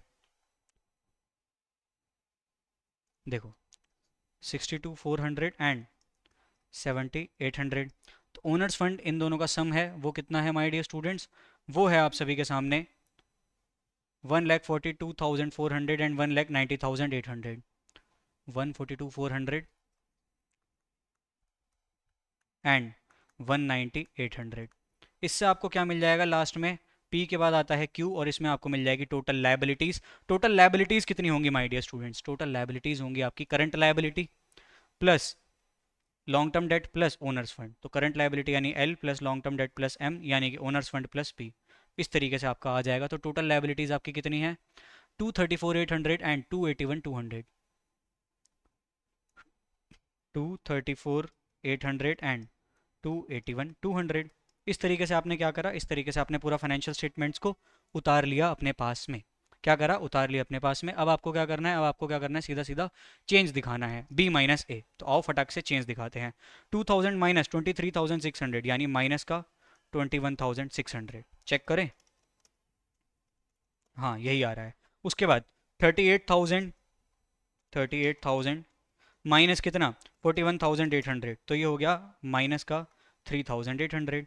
फिर 26,000 माइनस 32,000 माइनस का 6,000। फिर 2,600 माइनस 6,400 कितना हो गया, ये हो गया आप सभी के सामने माइनस का 3,800 अगेन। फिर 68,600 माइनस 1,03,800, ये कितना हो गया, माइनस का 35,200। उसके बाद आ जाओ नेक्स्ट, 34,000 माइनस 54,000, ये तो माइनस का 20,000 हो गया डायरेक्टली डायरेक्टली।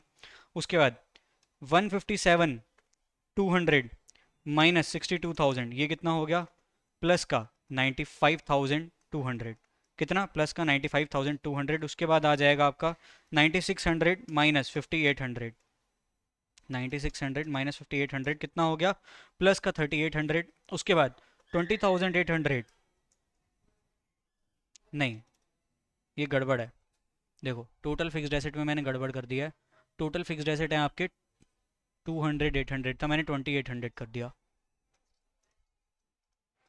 चलो 200, 800 minus to 121,800 is equals to कितना, प्लस का 79,000। कितना, प्लस का 79,000। उसके बाद देखो 11,800 माइनस 9,200, ये कितना हो गया, प्लस का कितना 2,600।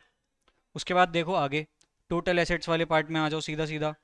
टोटल एसेट्स वाले पार्ट में आ जाओगे आप, तो आपको क्या मिल जाएगा माय डियर स्टूडेंट्स, आपको मिल जाएगा 281,200 माइनस 234,800, तो ये कितना हो गया, ये हो गया प्लस का 46,400, प्लस का 46,400। उसके बाद करंट लायबिलिटी में आ जाओ फटाक से।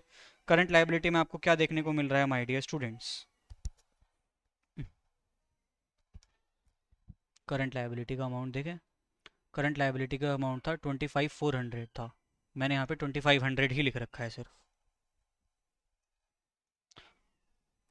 आ जाओ, तो 25,400 माइनस 52,400, ये कितना हो गया, माइनस का, ओहो, माइनस का कितना 27,000। कितना, माइनस का 27,000। उसके बाद देखो 65,000 माइनस 40,000 प्लस का 25,000। उसके बाद आ जाओ आगे, ये कितना हो जाएगा, 1,20,000 माइनस 80,000 प्लस का 40,000, कितना, प्लस का 40,000। उसके बाद ये देखो, ये कितना हो जाएगा, प्लस का 7,800 माइनस 62,400, ये हो गया आप सभी के पास में प्लस का 8,400। फिर 1,98,100 minus 1,42,400 is equals two plus का 48,400। उसके बाद आ जाओ नेक्स्ट, 281,200 माइनस 234,800, ये कितना हो गया, प्लस का 46,400, प्लस का 46,400। ठीक है, अब आ जाओ क्या करेंगे, सी बाई ए इंटू 100। तो आ जाओ फटाफट से सी बाई ए इंटू 100 करते हैं। 21,600 divided by 23,600, 21,600 divided by 23,600 into 100, ये कितना हो जाएगा माय डियर स्टूडेंट्स, ये हो जाएगा आप सभी के सामने 91.53%। लेकिन ये नेगेटिव है तो ये भी नेगेटिव होगा। उसके बाद देखो 3800, देखो 3800 divided by 41,800, 3800 divided by 41,800 into 100, कितना आ जाएगा, माइनस का 9.09%। ठीक है, उसके बाद आ जाओ नेक्स्ट पे, 6,000 डिवाइडेड बाई 32,000 इंटू 100, ये कितना हो गया, ये भी हो गया माइनस का 18.75%। उसके बाद देखो 3800 6400, तो 3800 डिवाइडेड बाई 6400 इंटू 100 कितना, माइनस का 59.38%। उसके बाद फिर 35,200 103,800, 35,200 डिवाइडेड बाय 103,800 इंटू 100, ये कितना हो गया माय डियर स्टूडेंट्स, ये हो गया आपके पास में माइनस 33.91%। उसके बाद आ गया हो 20,000 डिवाइडेड बाय 54,000, तो 20,000 डिवाइडेड बाय 54,000 इंटू 100, ये कितना हो गया, ये हो गया 37.04%। ये भी किसका होगा, माइनस का होगा, ये भी किसका होगा, माइनस का होगा। उसके बाद आ जाओ 95,200 divided by 62,000, 95,200 divided by 62,000, 95,200 divided by 62,000 into 100, ये कितना हो गया, ये हो गया प्लस का 153.55%, प्लस का 153.55%। उसके बाद 3800 5800, तो 3800 divided by 5800, 3800 divided by 5800 into 100, ये कितना हो गया, ये हो गया प्लस का 65.52%। उसके बाद देखो 79,000 121,800, 79,000 डिवाइडेड बाय 121,800 इंटू 100, ये कितना हो गया, ये हो गया प्लस का 64.86%, प्लस का 64.86%। उसके बाद आ जाओ 2600 9200, सो 2600 डिवाइडेड बाय 9200 इंटू 100, ये कितना हो गया, प्लस का 28.26%। उसके बाद देखो 46,400 234,800, 46,400, अरे 46,400 डिवाइडेड बाय 234,800 इंटू 100, ये कितना हो गया, ये हो गया आप सभी के सामने प्लस का 19.76%। उसके बाद आ जाओ आगे 27,050 70 27,000 डिवाइडेड बाय 52,400 इंटू 100, ये कितना हो गया, माइनस का 51.53%। उसके बाद आ जाओ आगे 25,000 40,000, तो 25,000 डिवाइडेड बाय 40,000 इंटू 100, ये हो गया प्लस का 62.5%। उसके बाद आ जाओ आगे 40,000 डिवाइडेड बाई 80,000 इंटू 100, ये हो गया प्लस का 50%, ये तो मुँह जुबानी हो जाएगा। आ जाओ आगे, फिर है 8400 62,400, 8400 डिवाइडेड बाई 62,400 इंटू 100, कितना हो गया, ये हो गया आपके पास में प्लस का 13.46%।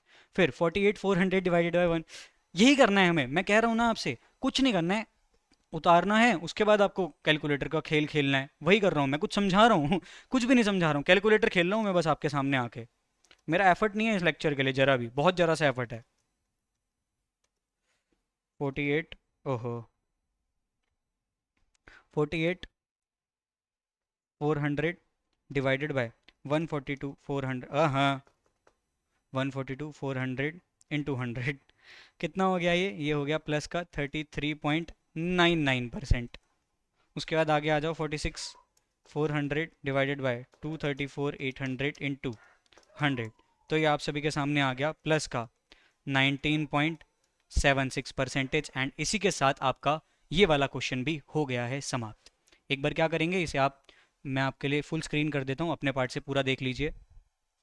आ जाइए, अपने पार्ट से इसे पूरा देख लीजिए। हमने क्या करा, सबसे पहले हमने पहले इन फिगर्स को उतारा। कौन से वाले फिगर्स को? ये वाले फिगर्स को।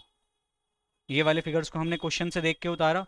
उसके बाद हमने क्या निकाला, चेंज निकाला। चेंज कैसे निकालेंगे, b माइनस ए करके। फिर हमने इन सभी के लिए चेंजेस निकाला, सभी के सभी फॉर्म्स के लिए। उसके बाद हमने परसेंटेज चेंज निकाला। क्या निकाला, परसेंटेज चेंज इन अमाउंट। वो कैसे निकलेगा, change divided by original into 100।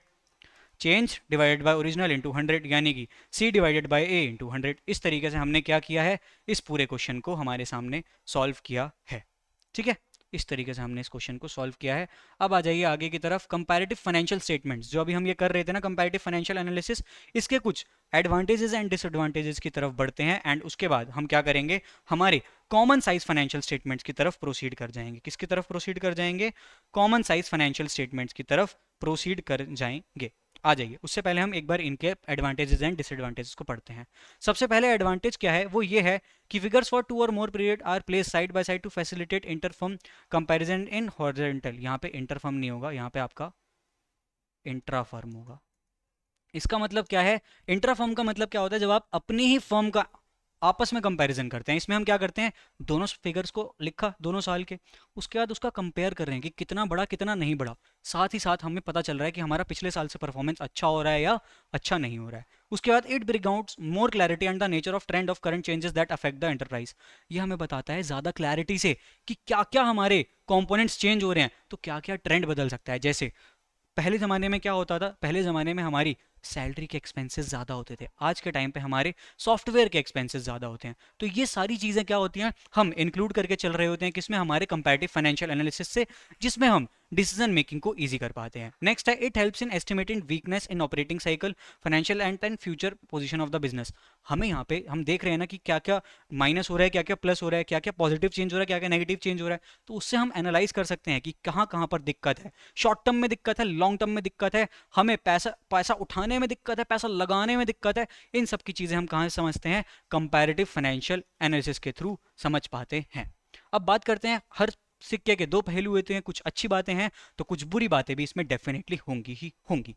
आ जाइए उन कुछ बुरी बातों के बारे में चर्चा कर लेते हैं, यानी डिसएडवांटेजेस के बारे में, जो कि क्या है। सबसे पहली चीज, ये मिसलीडिंग हो सकती है अगर आपकी प्रिंसिपल एंड प्रोसीजर्स बार बार फ्रीक्वेंटली चेंज होती हैं।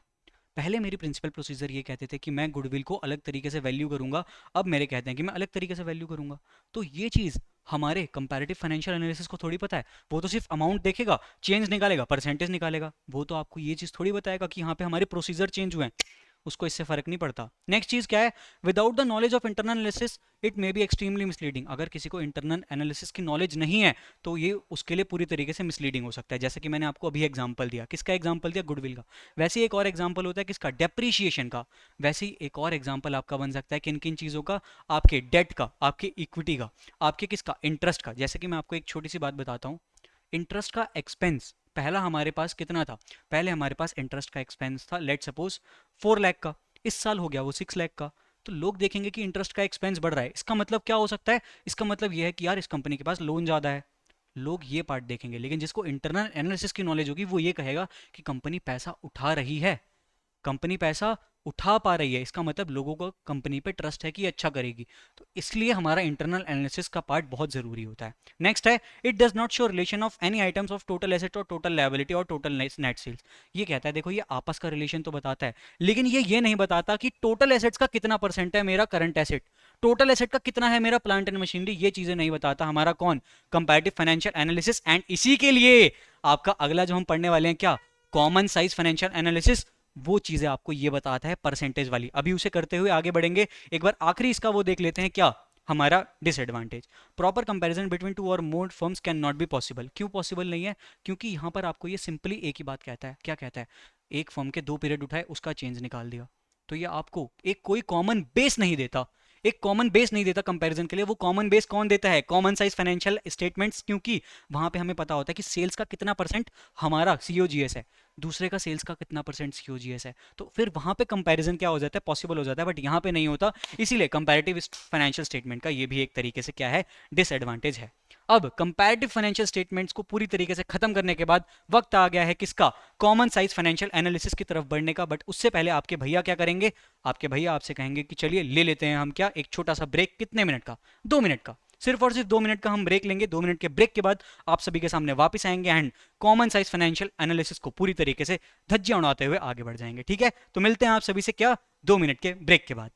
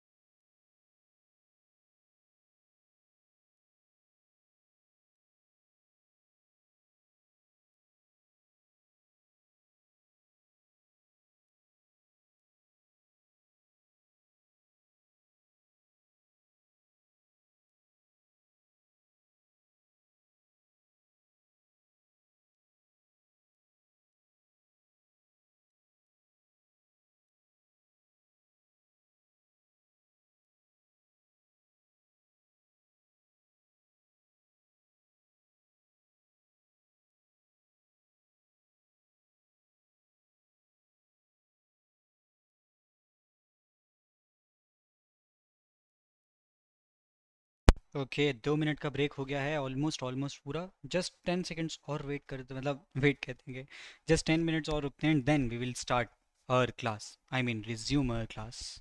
ओके।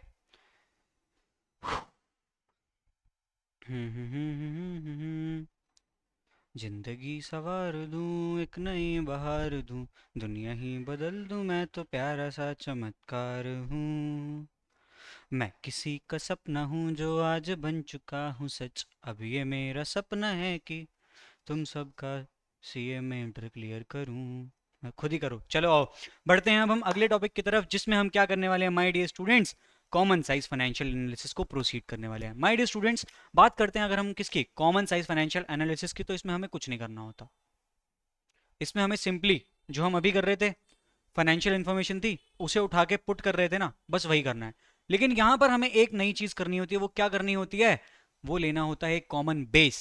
वो बेस क्या होता है, अगर हम बात करते हैं इनकम स्टेटमेंट की तो वो बेस होता है आपका सेल्स, और अगर बात करते हैं हम आपके बैलेंस शीट की तो आपका वो होता है total assets and total liabilities. हम क्या करते हैं, हर एलिमेंट का परसेंटेज निकालते हैं, कम ऑन, हम क्या करते हैं, हर एलिमेंट का परसेंटेज निकालते हैं विद दैट कॉमन बेस, बस यही करते हैं। तो ये स्टेटमेंट क्या है आपकी, common size financial statement is recasted financial statement showing percentage of total items with common base for comparison.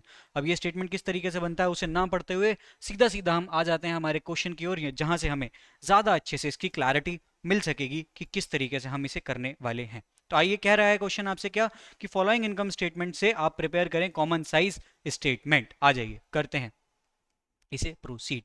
यहाँ पे स्टेटमेंट, वो सॉरी स्टेटमेंट कह रहा हूँ, हेडिंग आएगी आपकी कॉमन साइज फाइनेंशियल स्टेटमेंट्स। ओहो हो, लाइन बहुत गंदी मारता हूँ ना मैं, मतलब क्योंकि आती ही नहीं है, कि लाइन खींचनी आती है मुझे तो सिर्फ, पर्टिकुलर्स।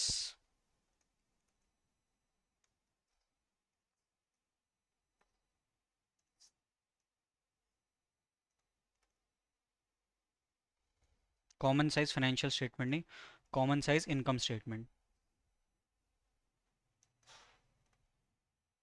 सही टाइम पे रियलाइज हो गया।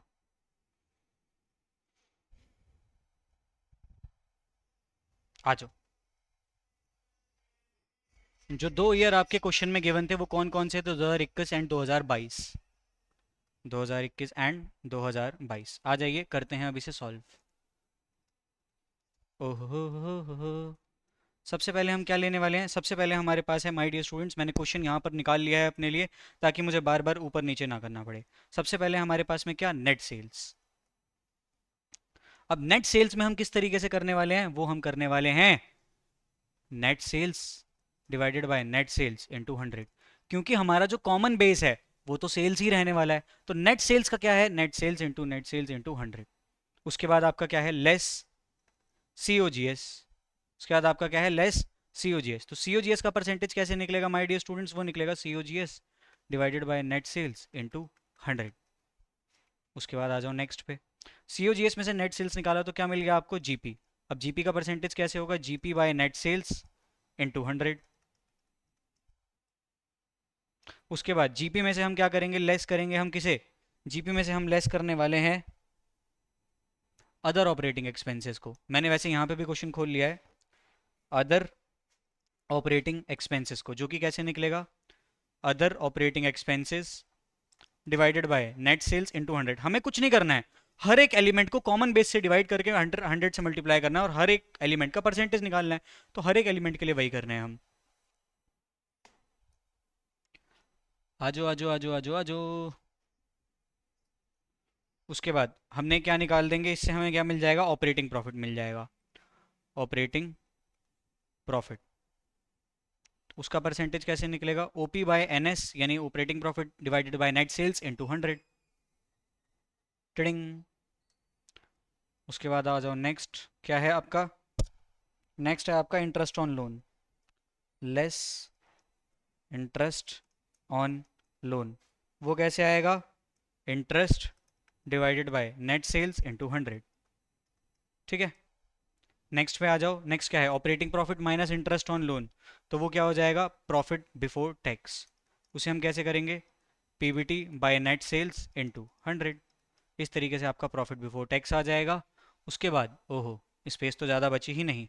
उसके बाद क्या आ जाएगा माय डियर स्टूडेंट्स, उसके बाद आपका आ जाएगा क्या, चलो टैक्स और प्रॉफिट आफ्टर टैक्स तो है ही नहीं, तो सिंपली हमें क्या करना है, यहाँ पे वैल्यूज उठानी है और पुट करनी है। तो आ जाओ, सबसे पहली चीज़ आप क्या करेंगे, यहाँ पर इसे सॉल्व करेंगे। तो net sales by net sales into 100, तो ये तो आपका पूरा पूरा 100% ही आएगा दोनों में। उसके बाद आ जाओ नेक्स्ट, सीओजीएस। सीओजीएस आपका 2021 का क्या है वो देखिए, एंड उसके बाद नेट सेल्स इनटू 100। तो आ जाओ, सीओजीएस कितना है हमारे पास में, सीओजीएस है 1,50,000। ओहो, ओहो हो, 1,50,000 नॉट सेल्स है, 5,70,000 है सीओजीएस। तो 5,70,000 डिवाइडेड बाय 10,50,000 इंटू 100, ये कितना हो जाएगा, ये हो जाएगा 54.29%। कितना हो जाएगा, 54.29%। उसके बाद ग्रॉस प्रॉफिट कितना है, आ जाओ देखो, ग्रॉस प्रॉफिट है आपके पास 4,80,000। तो 4,80,000 डिवाइडेड बाय 10,50,000 इंटू 100, ये कितना हो गया, ये हो गया 45.71%। उसके बाद अदर ऑपरेटिंग एक्सपेंसेस का अमाउंट कितना है, अदर ऑपरेटिंग एक्सपेंसेस का अमाउंट है 1,50,000। सो 1,50,000 डिवाइडेड बाई 10,50,000 इंटू 100, ये हो गया आप सभी के सामने 14.29%। कितना, 14.29%। उसके बाद ऑपरेटिंग प्रॉफिट आपका कितना आ गया, ऑपरेटिंग प्रॉफिट आ गया आपका 3,30,000। तो 3,30,000 डिवाइडेड बाय 10,50,000 इंटू 100, कितना हो गया 31 पॉइंट, कितना हो गया ये आप सभी के सामने 31.42%। उसके बाद interest on loan, interest on loan कितना है माय डियर स्टूडेंट, 60,000। तो 60,000 डिवाइडेड बाय 10,50,000 इंटू 100, ये कितना हो गया 5.71%। तो उसके बाद आपके पास क्या बचा, प्रॉफिट बिफोर टैक्स, जो कि है 2,70,000। तो 2,70,000 डिवाइडेड बाय 10,50,000 इंटू 100, तो ये आपको क्या मिल गया, ये आपको मिल गया 25.71%। एंड इसी तरीके से आपको क्या करना है, जैसे मैंने आपका 2021 का निकाला, सिमिलरली आपको क्या करना है 2022 का होमवर्क में करना है, और आपको कमेंट सेक्शन में मेंशन करना है फाइनल आंसर। इसका क्या, प्रॉफिट बिफोर टैक्स वाला परसेंटेज आपको क्या करना है, कमेंट सेक्शन में टाइम स्टैम्प के साथ मेंशन करना रहेगा। इसे आप होमवर्क में करेंगे, हाँ भैया कर लेंगे। आ जाओ अगले क्वेश्चन की तरफ बढ़ते हैं, जो कि आपसे क्या कह रहा है, यहाँ पे आपको क्या करना है, कॉमन साइज स्टेटमेंट बनाना है अगेन, लेकिन इस बार आपको किसके लिए बनाना है, बैलेंस शीट के लिए बनाना है। तो बैलेंस शीट के लिए आपका टोटल के वो कॉमन बेस क्या होता है, लाइबिलिटी साइड के लिए होता है total liability, and asset side के लिए होता है टोटल एसेट। और हमें एक चीज़ बहुत अच्छे से पता है, टोटल एसेट टोटल लाइबिलिटी तो इक्वली होती है। तो कोई बहुत बड़ा डिफरेंस क्रिएट नहीं हो जाता है। आ जाइए करते हैं अब इसको भी सॉल्व। किसको सॉल्व करते हैं अब हम? हमारे लाइबिलिटीज़ वाले पार्ट को, आई मीन बैलेंस शीट वाले पार्ट को। इसमें ही मैं क्या करूँगा, 2021 वाला अमाउंट देखो, 2021 वाला मैं पूरा करा दूंगा, 22 वाला आप लोग होमवर्क में करेंगे, ठीक है। आओ यहाँ पे ऊपर हेडिंग डालो, कॉमन साइज बैलेंस शीट। आज आजो आजो आजो आजो आजो आजो आजो आजो आजो आजो आजो आजो आजो। उसके बाद यहाँ पे हमारी पर्टिकुलर्स, यहाँ पे हमारा क्या है, 2021 वाला साल, 31 मार्च 2021 वाला। रुको इसे थोड़ा सा और करा जाए, 31 मार्च 2021 एंड 31 मार्च 2022, ये दोनों होने वाले हैं आपके क्या, कंसीडर। तो आ जाइए करते हैं इसे। सबसे पहला क्या है हमारे पास में, ए, फर्स्ट पार्ट हमारा क्या है, इक्विटी शेयर कैपिटल। क्या है हमारा, इक्विटी शेयर कैपिटल। देखो शेयर होल्डर्स फंड में हम सबसे पहले क्या ले रहे हैं, हमारा इक्विटी शेयर कैपिटल ले रहे हैं। तो इक्विटी शेयर कैपिटल का क्या है, उसका कैसे निकलेगा, equity share capital divided by total liabilities into 100। इस तरीके से आपका क्या निकलेगा, इक्विटी शेयर कैपिटल का निकलेगा। आ जाओ नेक्स्ट। उसके बाद क्या है माय डियर स्टूडेंट्स, उसके बाद है रिजर्व्स एंड सरप्लस। उसका कैसे निकलेगा, reserve and surplus divided by total liabilities into 100। Similarly आ जाओ, रिजर्व एंड सरप्लस के बाद क्या है, नॉन करंट लाइबिलिटीज़ में आपके पास लॉन्ग टर्म लाइबिलिटीज़ हैं एंड करंट लाइबिलिटीज़ हैं। तो आ जाओ थर्ड पे आ जाओ, वो क्या है आपके पास, non current liabilities. Non current liabilities में क्या है हमारे पास में, लॉन्ग टर्म डेट है सिर्फ और सिर्फ, लॉन्ग टर्म डेट है हमारे पास में सिर्फ और सिर्फ। बट उससे पहले हमें क्या करना है, हमें यहाँ पे शेयर होल्डर्स फंड को लेना है। किसे लेना है, शेयर होल्डर्स फंड को लेना है, शेयर होल्डर्स फंड, जो कि हमारा क्या है, इक्विटी शेयर कैपिटल और रिजर्व एंड सरप्लस का एडिशन होता है, तो 1+2, ठीक है। उसके बाद आ जाओ आप फोर्थ पार्ट पे। फोर्थ पार्ट आपसे क्या कह रहा है, हमें लेना है किसे, लॉन्ग टर्म डेट को, लॉन्ग टर्म डेट को। वो कैसे आ जाएगा, long term date divided by total liabilities into 100। Long term date किसका पार्ट होता है, नॉन करंट लाइबिलिटी का। नॉन करंट लाइबिलिटी में और कुछ है नहीं, तो हम क्या करेंगे, नॉन करंट लाइबिलिटी, जिसे हम सिर्फ और सिर्फ 4 कह के छोड़ देंगे। 1+2 में आपका क्या था, ये दोनों था, 4 आपका सिर्फ और सिर्फ यही है, इसलिए यही अकेला रह गया। कुछ नया नहीं कर रहा हूँ मैं, ये बच्चों वाली चीज़ें बता रहा हूँ मैं आपको। उसके बाद आ जाओ सिक्स्थ पार्ट पे, नॉन करंट लाइबिलिटीज़ के बाद क्या है माय डियर स्टूडेंट्स, फिर आपके पास में करंट लाइबिलिटी, जिसमें करंट लाइबिलिटी एंड प्रोविजन है। तो आ जाओ सीधा क्या करो इसे, करंट लाइबिलिटी एंड प्रोविजन। वो कैसे निकलेगा, current liability divided by total liability into 100। तो ये हो गया आपका करंट लाइबिलिटी एंड प्रोविजन। उसके बाद क्या है माय डियर स्टूडेंट्स, फिर आपके पास टोटल लाइबिलिटी, यानी कि टोटल हो जाएगा सेवन्थ पार्ट में। सेवन्थ पार्ट में क्या हो जाएगा माय डियर स्टूडेंट्स, हो जाएगा इसका टोटल, टोटल लाइबिलिटीज। वो कैसे आएंगी, रिजर्व एंड सरप्लस, देखो क्या, रिजर्व एंड सरप्लस यानी कि 2 plus long term non current liability यानी कि 5 प्लस, सॉरी सबसे पहले आपका share holders fund, share holders fund यानी कि 3, 3+5+6, इस तरीके से आपके आ जाएगी टोटल लाइबिलिटीज़। क्या आ जाएंगी, टोटल लाइबिलिटीज़। अब इसे यहीं छोड़ दो, अब आ जाओ हम किस पे, सीधा सीधा एसेट साइड आ जाते हैं। किस साइड आ जाएंगे, एसेट साइड। तो एट्थ पे हमारा क्या आ रहा है my dear students, asset side आ रहा है। क्या आ रहा है, एसेट साइड आ रहा है। एसेट साइड में सबसे पहले क्या है, आ जाओ देखते हैं।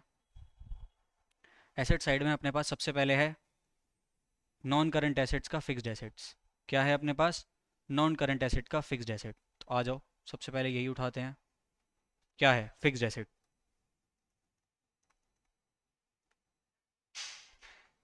वो क्या है, fixed asset divided by total asset into 100। हो उसके बाद आ जाओ नाइन्थ पे, ये क्या है आपका, यही आपका नॉन करंट एसेट है, तो इसे छोड़ दो। फिर आ जाओ करंट एसेट के पार्ट पे। ये सारी चीज़ें आपकी किसके पार्ट हैं, करंट एसेट की। तो आ जाओ इन्वेंट्री उठाओ सबसे पहले। नाइन्थ में आपकी क्या, इन्वेंट्री। इन्वेंट्री, वो कैसे निकलेगी? Inventory divided by total assets into 100। Her element का परसेंटेज निकालना है तो हर एलिमेंट का निकालते जाओ। 10th आपका क्या है? डेटर्स, वो कैसे निकलेगा? Debtors divided by total assets into 100। 11th element आपका क्या था माय डियर स्टूडेंट्स? वो था आपका बैंक बैलेंस, बैंक, तो bank divided by total assets into 100। इस तरीके से निकलेगा ये। आ जाओ, अब आप इन्हें ऐड करोगे तो आपका करंट एसेट्स मिल जाएगा पूरा। क्या मिल जाएगा? करंट एसेट्स मिल जाएगा। तो 12th पे आपका आ गया करंट एसेट, जो कि क्या है, किस किस का एडिशन है? जो कि एडिशन है आपका 9th का, 10th का और 11th का। उसके बाद 13th में आपका क्या है? टोटल एसेट्स हैं। टोटल एसेट्स क्या है? Current asset plus fixed asset. तो 12 प्लस फिक्स्ड एसेट कहाँ था हमारा? फिक्स्ड एसेट था हमारे पास में यहाँ 8th पे। तो 12 प्लस 8 हो गया आपका फिक्स्ड एसेट। इस तरीके से आप इसे निकालेंगे। तो आ जाओ अब फटाफट से इस क्वेश्चन को करते हैं सॉल्व और आंसर निकाल लेते हैं। मैं आपका करके दे रहा हूँ कौन सा वाला? ये वाला ईयर। दूसरा वाला ईयर आप खुद से करेंगे कहाँ पर? होमवर्क में। तो आ जाओ, इसे मैं यहीं पे लिख देता हूँ, ये क्या है आपका? होमवर्क में। आ जाओ अब फटक फटक से इसको करते हैं सॉल्व। तो देखो, सबसे पहले क्या है हमारे पास में? सबसे पहले है हमारे पास शेयर होल्डर, वो sorry, equity share capital. Total total liabilities कितनी है? देखो टोटल लायबिलिटीज हैं, कहाँ गई कहाँ गई कहाँ गई, ये रही 18 लाख। तो 7,20,000 divided by 18 lakh into 100, into 100, तो ये कितना हो गया? 40%। ये हो गया आप सभी के सामने कितना? 40%। उसके बाद रिजर्व एंड सरप्लस पे आ जाओ फटाक से। किस पे आ जाओ my dear students? Reserve and surplus पे आ जाओ। तो रिजर्व एंड सरप्लस कितना है? 2,88,000, 2,88,000 डिवाइडेड बाय 18 लाख इंटू 100, तो ये कितना हो गया? 16% हो गया।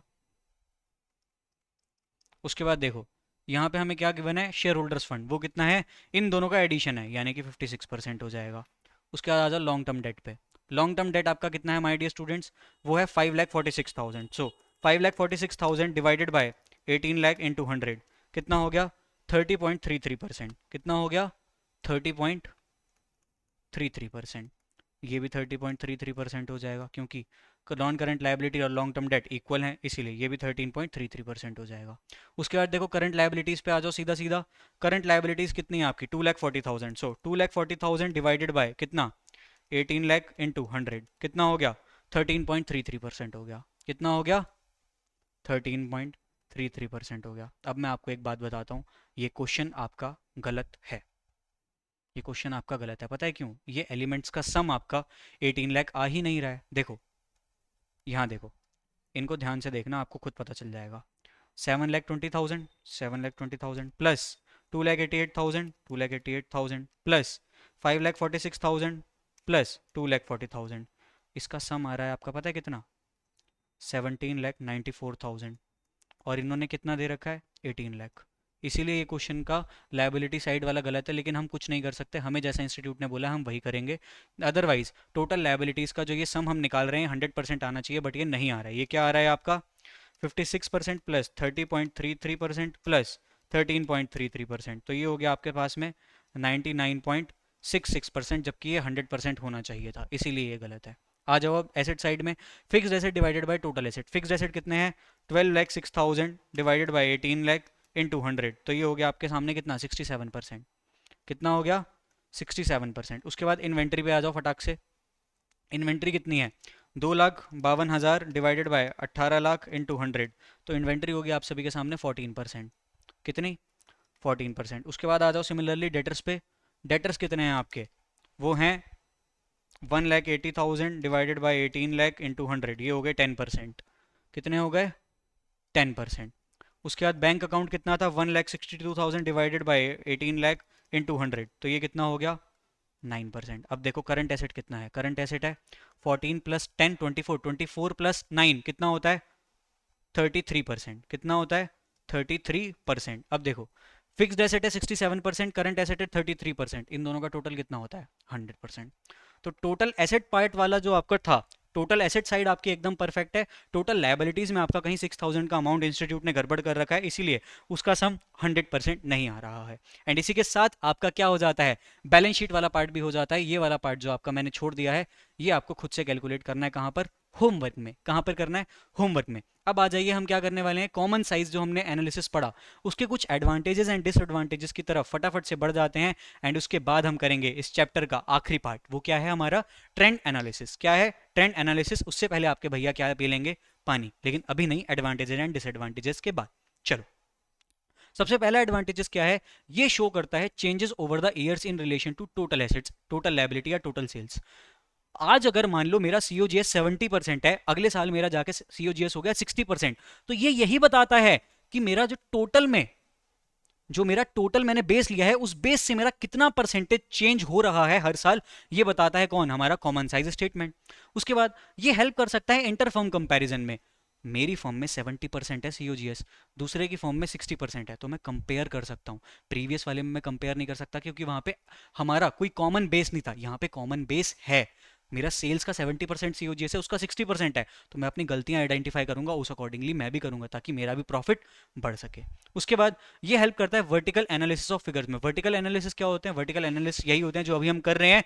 वो क्या है कि सीओजीएस 17% है, 70% है, और डायरेक्ट वेजेस कितने, वो सॉरी, सीओजीएस 70% है और इंटरेस्ट ओनली ऑन 10% है। तो ये आपस में एक दूसरे को क्या करते हैं? एनालाइज करते हैं कि सीओजीएस कितना है, बैंक वो इंटरेस्ट कितना है, सीओजीएस पिछले साल कितना था, इस साल कितना है, बैंक लोन पिछले साल कितना था, बैंक लोन इस साल कितना है। इन चीज़ों को एनालाइज करने में कौन हेल्प करता है? हमारा वर्टिकल एनालिसिस। और वो हम किस में करते हैं? कॉमन साइज फाइनेंशियल एनालिसिस में कर रहे होते हैं। It helps in understanding financial strategy. इससे हम एक फाइनेंशियल स्ट्रेटजी को समझ सकते हैं कि हमारी फाइनेंशियल स्ट्रेटजी है क्या।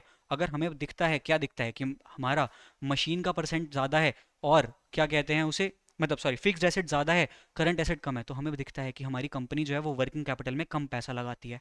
तो ये उसकी क्या है? फाइनेंशियल स्ट्रैटेजी हो सकती है। तो इस चीज़ों को हम कहाँ से समझते हैं? इसी मेथड के थ्रू समझते हैं, क्योंकि यहाँ पे हमारे पास कॉमन बेस से एक परसेंटेज आ जाता है। उसके बाद क्या है? ये एक रिलेटिवली एफिशिएंट बताता है ईच कॉस्ट की। ये हमें ईच कॉस्ट का बताता है कि जो दो फॉर्म्स में हर एक टाइप का एलिमेंट है, हर एक टाइप की कॉस्ट है, उसकी कितनी एफिशिएंसी है उनके में और हमारे में। उन चीज़ों का कंपैरिजन को ये क्या करता है? फैसिलिटेट करता है। आ जाइए, उसके बाद हम क्या करते हैं, इसके दो चार डिसएडवांटेजेस के बारे में भी पढ़ लेते हैं। सबसे पहला क्या है? ये शो करता है परसेंटेज ईच आइटम की टोटल आइटम से।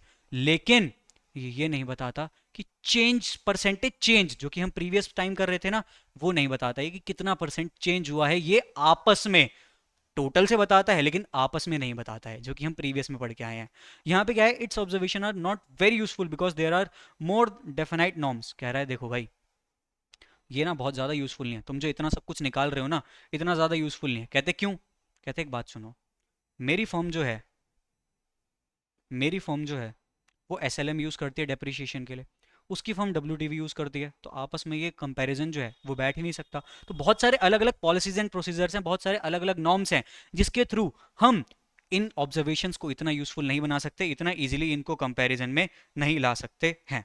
आ जाइए अगली तरफ। वो क्या है? If there is no uniform costing system no same accounting practice. वही वाली चीज़ है, अलग वर्ड्स में लिख दिया जो मैंने आपको ऊपर ऊपर बताई है। कह रहा है अगर कोई कॉस्टिंग सिस्टम है ही नहीं एक ही जो हर फर्म पे लगे, कोई अकाउंटिंग प्रैक्टिस ऐसी है ही नहीं जो हर फर्म पे लगे, तो हम इसमें इतनी इजीली कंपैरिजन फैसिलिटेट कर ही नहीं सकते हैं। और कंपैरिजन फैसिलिटेट कर ही नहीं सकते हैं, इसके बनाने का सेंस क्या हुआ? तो ये किसका डिसएडवांटेज है। आ जाइए, अब हम किसकी तरफ बढ़ेंगे? हमारे आखिरी पार्ट की तरफ बढ़ेंगे, जो कि है हमारा क्या? Trend analysis. जो कि हमारा क्या है? Trend analysis. बट उससे पहले आपके भैया पियेंगे पानी और आपको भी देंगे 1 मिनट का ब्रेक। कितने मिनट का? जस्ट 1 मिनट का ब्रेक, ठीक है? चलिए।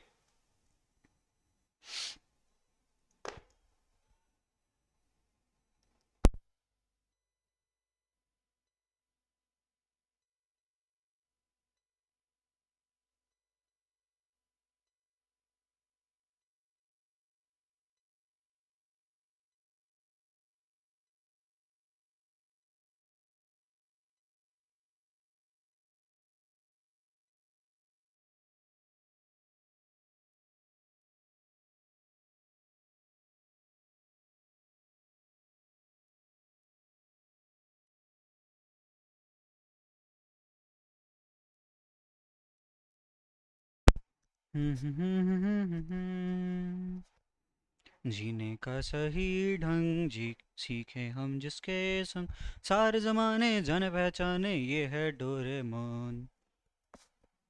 चलिए करते हैं आगे वाले इस टॉपिक को कंटिन्यू, एंड फिर फटाफट से विद इन 10 मिनट्स हमारी क्लास हो जाएगी ओवर, क्योंकि आखिरी टॉपिक बचा है हमारे आज के इस सेशन का। माय डियर स्टूडेंट्स, इस टॉपिक का नाम है ट्रेंड एनालिसिस। क्या नाम है इस टॉपिक का? Trend analysis. देखो भाई, सीधी बात यह है, ट्रेंड एनालिसिस पता है क्या कहता है? ये कहता है कि देखो भाई, हम बेस पीरियड जो अभी तक हम बात कर रहे थे ना, कॉमन बेस कॉमन बेस, अब हम कॉमन बेस किसी आइटम को नहीं लेंगे। अब कॉमन बेस हम एक ईयर को लेंगे। अब हम किसे लेंगे? कॉमन बेस एक ईयर को लेंगे और उस ईयर से बाकी ईयर्स के एलिमेंट को कंपेयर करेंगे। कम ऑन, इस ईयर के एलिमेंट से बाकी ईयर के एलिमेंट को कंपेयर करेंगे, बट ये होगा हमारा कॉमन बेस, तो इसकी वैल्यू होगी 100। तो ये क्या है, इसे समझ के चलते हैं, आइए। कहता है trend analysis is an index number of each financial item in financial statement of different period. हम हर फाइनेंशियल आइटम का इंडेक्स नंबर निकालते हैं, वही आपका क्या, ट्रेंड एनालिसिस। ये जो मेथड है calculating trend percentage involve calculation of percentage relation of necessary item with items of base year, i e trend percentages are not calculated for item. Simple सी बात ये है, कह रहा है ये सभी आइटम के लिए नहीं की जाती, सिर्फ इंपॉर्टेंट आइटम्स के लिए करते हैं। लेकिन हम क्वेश्चन में भले ही सबके लिए करेंगे, लेकिन ये कह रहा है हम सिर्फ और सिर्फ इंपॉर्टेंट आइटम्स के लिए क्या करते हैं, ट्रेंड एनालिसिस को कैलकुलेट करते हैं। और वो कैसे करते हैं? बेस को मानते हैं 100 और हर उस इंपॉर्टेंट आइटम का उस 100 से कंपेयर करते हैं। कैसे करते हैं अभी बताऊंगा। They are calculated only for major items since the purpose is to highlight important changes. वही सारी बात आ जाती है। अब देखो, ट्रेंड परसेंट कैलकुलेट कैसे होता है, ट्रेंड रेशियो कैलकुलेट कैसे होता है? वो होता है value of each item in financial statement, इन होगा, यहाँ पे इज की जगह इन होगा, यहाँ पे इज है ना, यहाँ पे इन होगा। Value of each item in financial statement of any period divided by value of same item in financial statement of base period. 2022 है हमारे लिए लेट सपोज एक पीरियड, और बेस पीरियड हमने 2020 को मान लिया। तो 2022 में लेट सपोज हमारा मटेरियल है 200 रुपए का, यहां पे था हमारा 150 रुपए का, तो 200 डिवाइडेड बाय 150 इंटू 100, इस तरीके से आपका क्या आ जाएगा, ट्रेंड परसेंट आ जाएगा। किसका? हमारे इसी का, जो आइटम मैंने बोला था। चलो आ जाओ, अब हम क्या करते हैं, इसका एक क्वेश्चन कर लेते हैं फटाफट से। क्या कर लेते हैं? इसका एक क्वेश्चन कर लेते हैं, जिस क्वेश्चन के थ्रू हम अपने इस टॉपिक में आगे बढ़ जाएंगे। आ जाओ, उसके लिए हेडिंग डालो। हेडिंग क्या डालोगे? Calculation of trend ratios. सबसे पहले आपकी हेडिंग आएगी क्या, पर्टिकुलर्स। उसके बाद देखो, उसके बाद है हमारे पास ईयर 2000, सॉरी, जो हमारे बैलेंस आ रहे हैं यहाँ पर 31 मार्च 2019, 31 मार्च 2020, 31 मार्च 2021, 31 मार्च 2022। तो आ जाओ, इन सभी डेट्स को लिख लेते हैं यहाँ पर। 31 मार्च 2019 जिसे हम कहेंगे ए, 31 मार्च 2020 जिसे हम कहेंगे बी, 31 मार्च 2021 जिसे हम कहेंगे सी, एंड देन 31 मार्च 2022 जिसे हम कहेंगे डी। सिंपल। आ जाओ। अगर क्वेश्चन ने ये नहीं बताया कि बेस क्या है, कई बार क्वेश्चन आपको खुद बताया था कि बेस क्या है, लेकिन अगर क्वेश्चन ने ये नहीं बताया कि बेस क्या है, तो आप बेस मानते हो अर्लीस्ट पीरियड को। अर्लीस्ट क्या है यहाँ पर? 2019, तो ये हो गया आपका बेस। तो यहाँ पे एक कॉलम बनेगा कैलकुलेशन का। मैंने आपको एक चीज बताई थी क्या, कि कैलकुलेशन का रेशियो, सॉरी, जो हमारा कैलकुलेशन कह रहा हूं, जो हमारा बेस ईयर होगा, कम ऑन, जो हमारा बेस ईयर होगा, उसका हमेशा ट्रेंड रेशियो 100 होगा। क्या होगा? 100 होगा। हाँ हाँ हाँ, रुको एक सेकेंड रुको। उसका क्या होगा? हमेशा 100 होगा। क्या होगा? 100 होगा। कौन? Trend ratio. बस, इसके हर आइटम का ट्रेंड रेशियो 100 होगा। अगर हम निकालें किसका, बी के लिए, क्या निकालें अगर हम बी के लिए, सॉरी बी निकालें हम, तो ये कैसे निकलेगा, इसका ट्रेंड रेशियो कैसे निकलेगा, बी बाई ए इंटू 100। कैसे निकलेगा? B by A into 100। इसका कैसे निकलेगा? C by A into 100। इसका कैसे निकलेगा? D by A into 100। यही करते जाना है हमें। आ जाओ अब, क्या क्या है हमारे पास में? हमारे पास है कॉस्ट ऑफ मटेरियल कंज्यूम्ड, तो यानी कि हमारे पास क्या है, मटेरियल कंज्यूम्ड। बेस में तो ये 100 ही रहने वाला है। उसके बाद आ जाओ नेक्स्ट पे। नेक्स्ट क्या है हमारे पास? Labour cost. बेस में तो 100 ही रहने वाला है। उसके बाद नेक्स्ट पे आ जाओ, अदर एक्सपेंस। बेस में 100 ही रहने वाला है। इन सबको ऐड कर दोगे तो आपके पास क्या आ रहा था, कॉस्ट ऑफ सेल्स आ रहा था आई थिंक, वो भी आपके पास क्या है, 100 है। फिर है आपके पास में क्या, प्रॉफिट, वो भी कितना है माय डियर स्टूडेंट्स, 100 है, क्योंकि बेस है तो बेस का तो सब कुछ ही 100 रहने वाला है। एंड लास्ट में आपके पास क्या, सेल्स, सेल्स, वो भी बेस पीरियड के लिए क्या है, 100 ही है। अब आ जाओ, हमें क्या करना है, कैलकुलेट करना है हमारे 2020 वाले ईयर के लिए, तो उसमें बी बाई ए इंटू 100 होने वाला है, तो आ जाओ। इसमें कॉस्ट ऑफ मटेरियल कितना है आपका, 2.5 लाख, इसमें कितना है, 2 लाख, तो आपका आंसर पता है कैसे आएगा, इधर आओ, 2.5 lakh divided bye 2 lakh into 100, निकालो, 2.5 lakh divided bye 2 lakh into 100 कितना हो गया, 125। लेबर कॉस्ट कितनी है, लेबर कॉस्ट यहाँ पे है 1.5 लाख, और देखो देखो देखो कहाँ है, 1.5 लाख, 1.5 लाख, तो आपका आ जाएगा क्या, 1.5 lakh divided by 1.5 lakh into 100, तो ये तो हो जाएगा 100 पूरा पूरा। उसके बाद देखो अदर एक्सपेंस, अदर एक्सपेंस पहले, पहले कितना था, अदर एक्सपेंस पहले था कितना, 1.5 लाख, अब कितना है, 2 लाख, तो ये कितना हो जाएगा, 2 लाख डिवाइडेड बाय 1.5 लाख कितना, 2 lakh divided by 1.5 lakh into 100 is equals to 2 divided by 1.5 into 100 कितना हो जाता है, ये हो जाता है आपके पास 133.33। उसके बाद देखो कॉस्ट ऑफ सेल्स पे आओ माय डियर स्टूडेंट्स फटाक से। कॉस्ट ऑफ सेल्स पहले आपकी कितनी थी, पहले आपकी थी 5 लाख, अब कितनी है, 6 लाख, तो 6 lakh divided bye 5 lakh into 100, 6 lakh divided bye 5 lakh into 100, कि कितना हो जाएगा, ये हो जाएगा 120। बहुत ही ईजी। उसके बाद देखो ये कितना है, 3 लाख और 3 लाख, तो 3 lakh divided bye 3 lakh into 100, तो ये तो 100 ही आने वाला है। उसके बाद देखो लास्ट क्या है हमारे पास, 9 लाख डिवाइडेड बाय 8 लाख, सो 9 lakh divided bye 8 lakh into 100, ये कितना हो जाएगा आप सभी के सामने, ये हो जाएगा, ये हो जाएगा 112.5। सिमिलरली यही चीज़ आपको करनी है किसके लिए, 2021 के लिए एंड 2022 के लिए, जो कि आप कहाँ करेंगे, होमवर्क में, कहाँ करेंगे, होमवर्क में। And my dear students yes, इसी के साथ आपका जो ये वाला चैप्टर है वो हमारा वन शॉट में पूरी तरीके से क्या हो जाएगा, KDS, जैसा कि दिशा मैम कहती हैं, किल डेड सॉर्टेड, और पूरी तरीके से हमने इस चैप्टर को कर दिया है खल्लास। क्या हो गया है, हमें इस चैप्टर में स्वाद आ गया है माय डियर स्टूडेंट्स, क्या आ गया है, स्वाद आ गया है। एंड विद दिस आपका ये लेक्चर करते हैं हम and.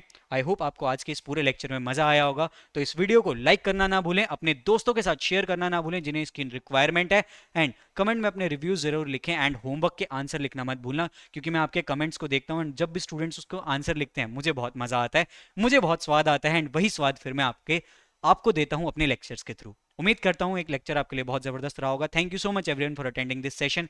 Bye bye, take care, love you all.